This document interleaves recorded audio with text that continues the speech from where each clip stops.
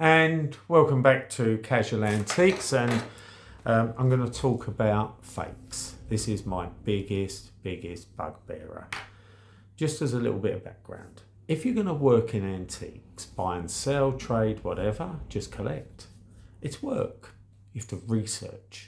Research is quite difficult. You have to go to different sources. It's no good just going to Chat or Grok or whatever these things are called, or you've really got to do it. And eventually you get a feel, and if like me you want to really get into it, you might want to do some proper training and so on. But lately I've been noticing at antique fairs this kind of thing turning up. Literally fake. Signs are quite big business.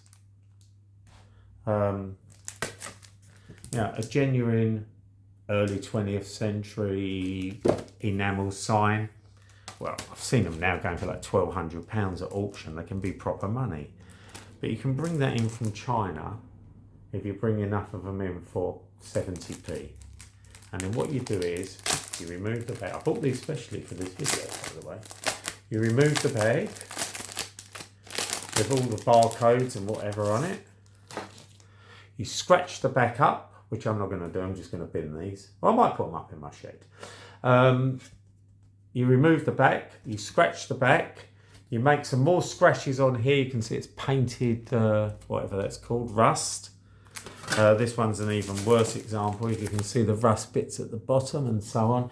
You scratch the back up, maybe leave it out in the rain for a couple of weeks, and suddenly you have a tin sign that you can sell as antique, which is a piece of junk. Antique fairs are not really dealing with this problem. It's a massive problem.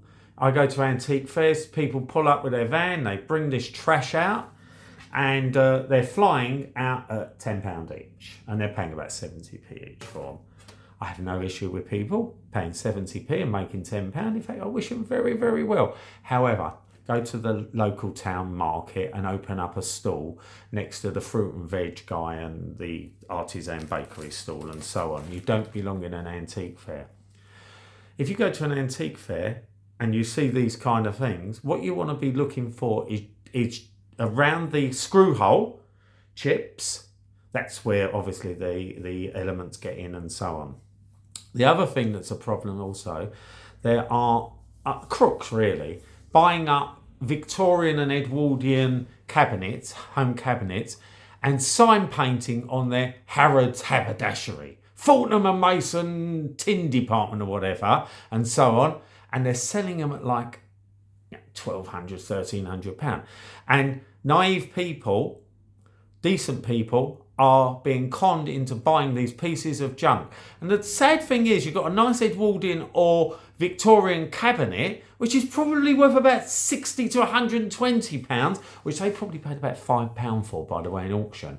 These are things that most antique dealers, collectors just overlook. So the message is really, really be wary of fakes out there. It's my biggest issue.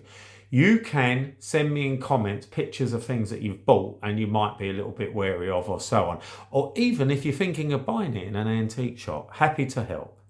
So next time we'll talk about something else, and don't forget, leave comments and suggestions and whatever.